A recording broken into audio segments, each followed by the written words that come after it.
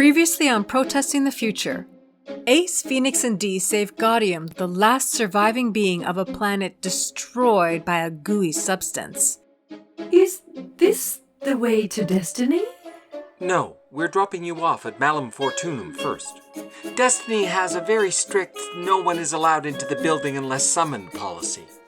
I would really rather stay with you. Besides, didn't those Destiny people say the fate of existence hangs in the balance? Gaudium convinces them to break the rules and take her to Destiny. Meanwhile, the editor can't remember her name or what she does at Destiny, leading to unprecedented consequences. Copy 8. Ma'am is downstairs in reception. What's she doing down there? Putting complaints through. Do you know what this means? It means, Copy 8, we're going to have to invoke Destiny Protocol 14.2-78A. If the editor is deemed incapacitated or unable to perform her duties, the job must fall to second in command. The eraser is yours.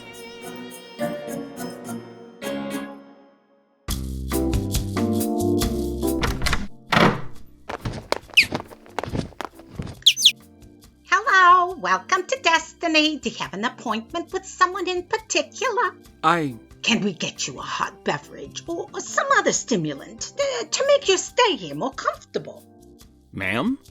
Ace Galaksi, I'm so glad you're here. As you can see, Ma'am isn't quite herself. What are you doing down here in reception? Who brought all these chairs in here for people to sit down? Destiny's not supposed to be comfortable! No one is allowed in this building unless they work here or are expressly called in. This place is going crazy lately. The editor called me in. Oh, she's popular. No, Ace, the Copy 8 and I called you in. Okay, the editor called you in. No, the Copy 8 and Someone up there called you in. What about the birds and that big-winged, beautiful-eyed, shimmery creature? We are not birds. We are a garbage cow. Well, you moult like birds. Try to keep your garbage to yourselves while you're here. We'll keep our garbage to ourselves if Destiny will keep its garbage to itself. That receptionist has a point, Ace. Who is this? No one is allowed in here unless we summon them. I'm a trifle tired. Would you mind if I have a seat? You're tired? Sit down and make yourself comfortable like. The birds are with me. All of you get out of here before the editor hears there's a crowd gathered down here and revokes my extra breaks. Except the shimmery one. You can stay if you want.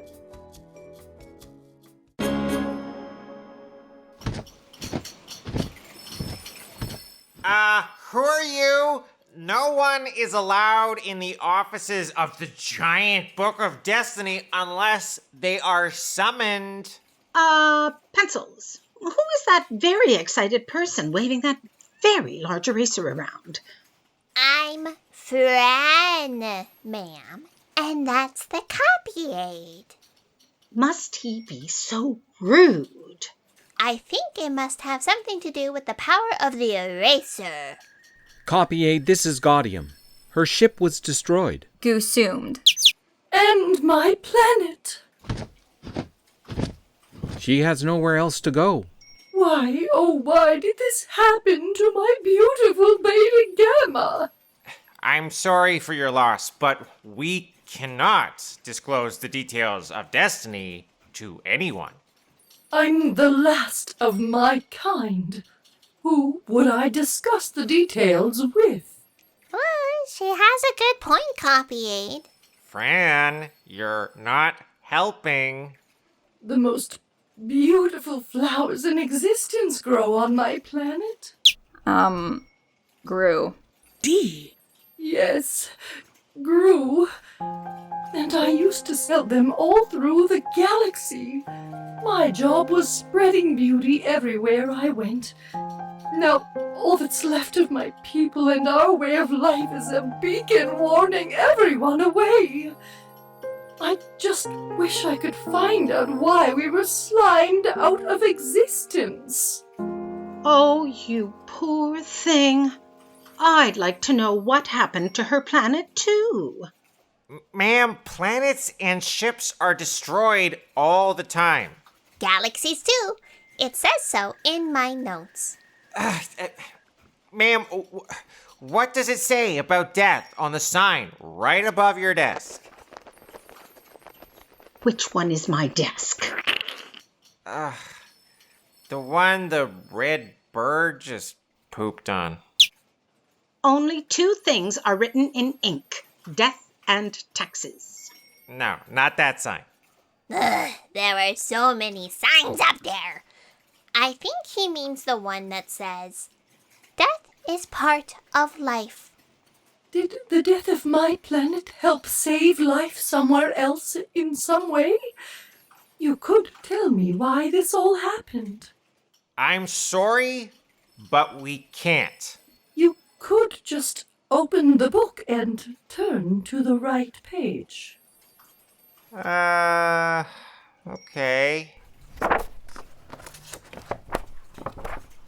Beta... Yeah. Copy aid, I thought that was against your rules. Hey, that is against the rules. Don't stop him, Ace.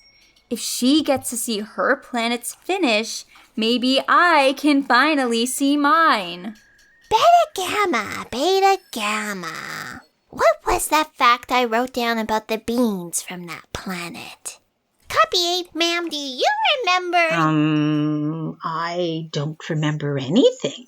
Fact checker friend, you remembered beings from Beta Gamma had the most soulful eyes of anyone in the galaxy.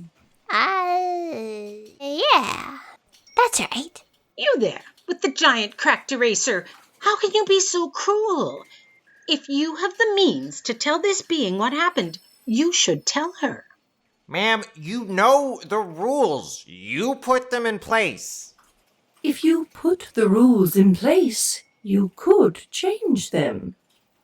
If I put the rules in place, then I can change them. Locate the page in the book that explains what happened. The issue with Beta Gamma started on Epsilon 3 after they created a self-replenishing power supply.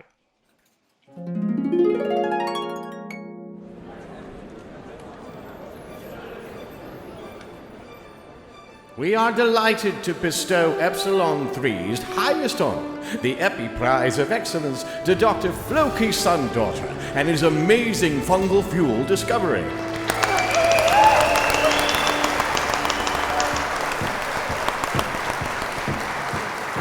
Thank you. Thank you, everyone. Please sit. You are too kind. I never expected in a million years to be. Who would have thought studying fungi could possibly create Studying such a... fungi. Dr. Sundaughter, don't be so humble. Your research has revolutionized our entire way of existence. You all remember what it was like before. Fuel supplies nearly exhausted, transportation and manufacture at a virtual halt. The planet was on the brink of starvation. Epsilon was just about Epsi-gone. Yes, it was, bad. What led to your breakthrough, Dr. Sundaughter? I had an inkling that because of fungi's asexual reproductive capabilities, if hybridized with rapid growth giant kelp... Fungal fuel, what a revelation! Yes, I realized with the correct feeding cycle... Fuel that replicates itself faster than we can use it up. Roving reporter for the Epsilon Daily here. Dr. Sundaughter, what do you have to say about the allegations your product was brought to market too soon? Fungal fuel is made with 100% natural ingredients, fungus and kelp. By kelp, you mean algae, an invasive organism known to dominate whatever habitat it infiltrates. Fungal fuel is not in habitats, it's in vats and trucks and airplanes, and the warm bedrooms and cold fridges of every home on Epsilon 3 as a free, self-replenishing, planet-saving energy innovation. Speaking of cold fridges, refreshments are now being served in the lobby, courtesy of fungal fuel from this very vat right here. Doctor, one more question, if I may. Another one of our concerns is that feeding cycle you mentioned. What exactly are you feeding the fungi and algae to create such an aggressive fungal fuel reproductive cycle? Organic. We use organic waste to... Fungal fuel is replenished with organic waste, planetary waste, and planetary energy, fused in a perfectly calibrated system of disposal and creation. We are in the process of studying the... Yes, the eggheads are still studying how and why it works so well, but the best fiscal minds in Epsilon 3 have checked it out and given us the go-ahead to get the planet back in action. Nice to have the lights on again, isn't it, everyone? Now, if everyone would please make their way to the lobby. The whole planet has switched to this new energy source too quickly. We demand the use of fungal fuel to be scaled back to smaller test groups to give us time to verify the long-term safety. What do we need to do to make this perfectly clear? Fungal fuel is so safe, you could eat it. All right. You've got a vat of that stuff beside you. Eat some. I need a little salt.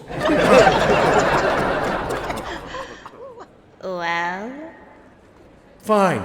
Gladly. No one has ever, A little slimy. It's probably also a great moisturizer. All right, here we go. Down the... What the... Oh! That goo is carving up his arm. Taking him completely head! It considers him organic waste. It's consuming him. Run before it consumes the rest of us!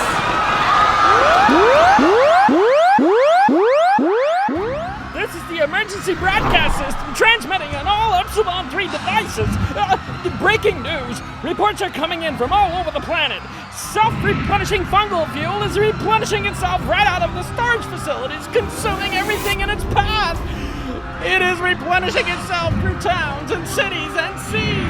Epsilon 3, as we knew it, is Epsilon. This is not a drill. This is not a drill. Repeat, this is not a drill. If you have access to a spaceship, get on it now and get out of here while you still can. Go.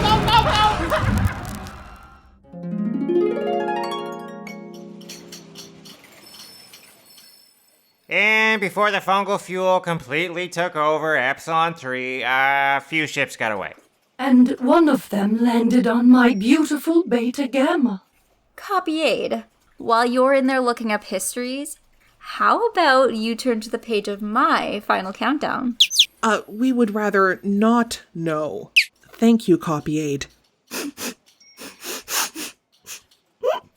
Oh, you poor dear thing. There's a lovely cafeteria somewhere in this building that serves ice cream comfort sundaes every day of the week. Let's go find it. Don't let her out of your sight, ma'am. According to your rules, all unauthorized beings in the building must be accompanied by a Destiny deputy at all times. Yeah.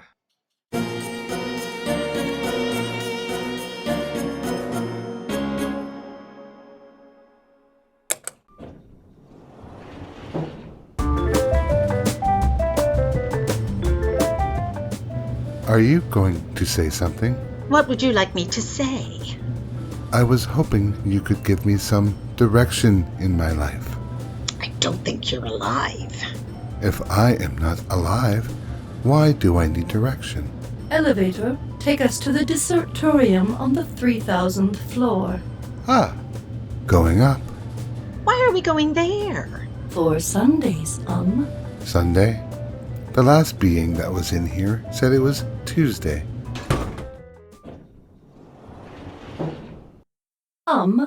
Go in and order us 2 Sundays. Tuesdays. I've never had a Tuesday. Do they come with sprinkles? I'll be right there. I'm just going to help this elevator find some direction. You are a testament to your species. What species are you again? Are you going to explain my purpose? Help me understand where I am going? Writer's floor, Epsilon 3. Ah, going down.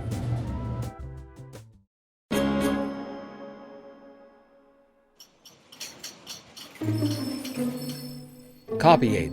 When did you first notice a change in the editor? Ma'am started acting strange around the same time the protesters showed up outside the building.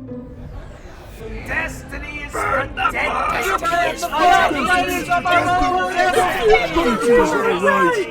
Destiny sucks! You had protesters outside the building? How did they find this place? It is hidden. Yeah, even we, your good and helpful friends, have to follow encrypted coordinates through wormholes with randomly changing entrance and exit points to get here. Which I have to say I'm very insulted about.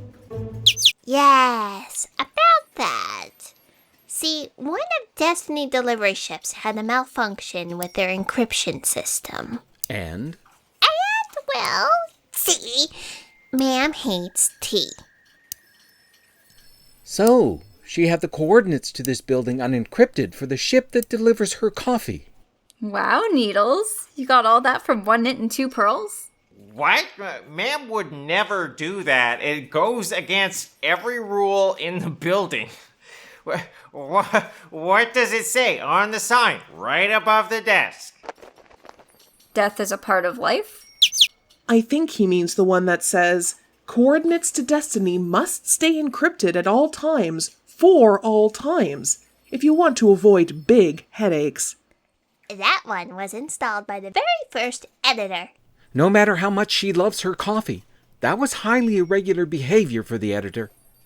Was she acting different prior to that? No. One day she was the cruel, heartless leader we've all come to... Respect! I think the word you're looking for, Copy Aid, is respect. And the next, she was using her eraser in ways it was never meant to be used. Not cleaning the graffiti in the bathrooms, I hope. No one wants to read your potty poetry, Dee. Besides, you never even actually need to use the washrooms. I like a quiet place to express myself. Plus, sometimes I like to practice bodily explosions. Ma'am used it to make unauthorized changes by erasing pages of the book she suddenly decided weren't nice. Well, I mean, there are some things that were pretty Grant, nice. you knew the editor wasn't well when she offered to let you rewrite the pages. I thought maybe the rules had changed. Which rules? This department can make suggestions and edits, but we cannot rewrite anything. Only the original writer can actually rewrite a destiny. There are too many rules around here.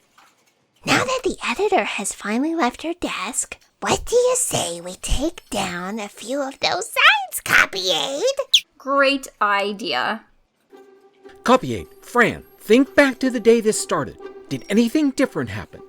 Did the editor fall down and bump her head? Did she eat or drink anything unusual? Not that I know of. We all took our blue pills as usual when we came in. But then she yelled for coffee, even though she had already been drinking tea for 2 days. And that's when she told you to unencrypt the coordinates to the building. Yes. Tell me about these blue pills. You should never take the red one. With all the calls we get to burn the book, the giant book of destiny is infused with a special flame retardant to ensure that never happens, but it's toxic, so everyone that handles the book takes an antidote every morning. Where do you keep these pills? We each have a supply in our drawers. Again, never take the red one. Is there a lab somewhere in this place? Yes, there is. Hold on, let me check and see where... It's in the basement. Send samples of all your pills down there. I have a hunch the editor has been poisoned.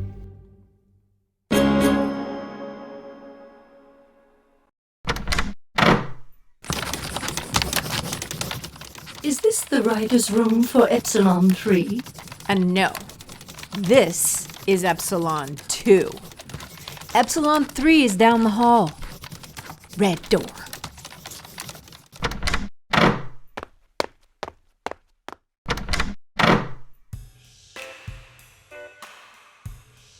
Is this the Epsilon 3 writing room? Yeah, sure is. It's very quiet in here. Oh, yeah. Since we had the planet consumed, there's not much to do. I'm the last one holding the fort in here. I bubble some goo on the surface, rise the sun, set the sun. So, are you the one who came up with the idea for fungal fuel?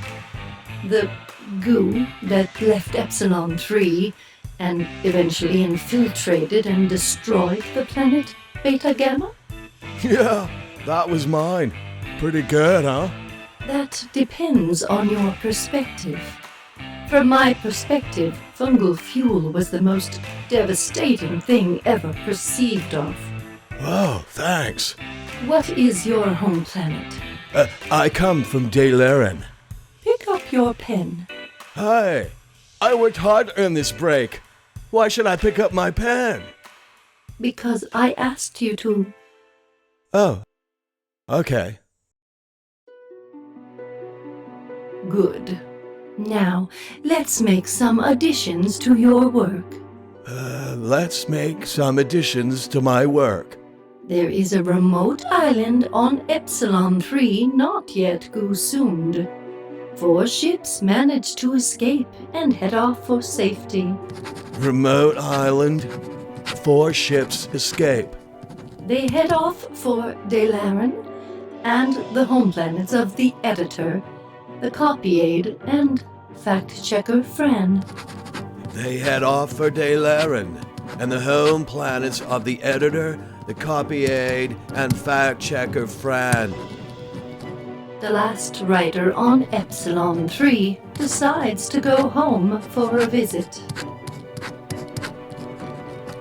Oh, if you'll excuse me, my mother's expecting me home for supper on Dalaran. I have to leave now to get there in time.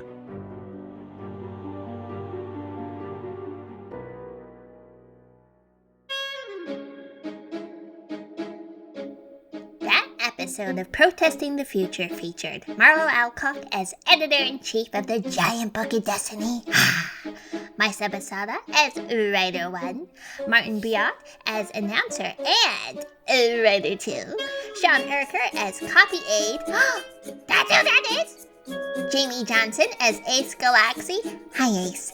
Dave Cooey as Dr. Sundaughter and Elevator, he's so nice. Lisa Kalasma as Phoenix and Reception, this is my best Lisa. Hello! That's my best one. Stacey Paquette as Emergency Announcer, Stephanie Snyder as Dee, hi Steph, how's it going? Patsy Zabo as Gaudium, and Talia Zalowski as Fact Checker Friend and Reporter. The program was written and produced by Maisa Basada and directed by Martin Biot. Sound design by Maisa Basada and Lisa Kalasma, with story contributions from Marlo Alcock, Martin Biot, Lisa Kalasma, Dave Cooey, JC Paquette, Stephanie Snyder, and Talia Zalowski. Music and sound effects from Audio Blocks. If you enjoyed the show, please spread word about it far and wide and give us a rating on your preferred podcast platform. If you love us, consider supporting us on Patreon. That's patreon.com/Ace Galaxy.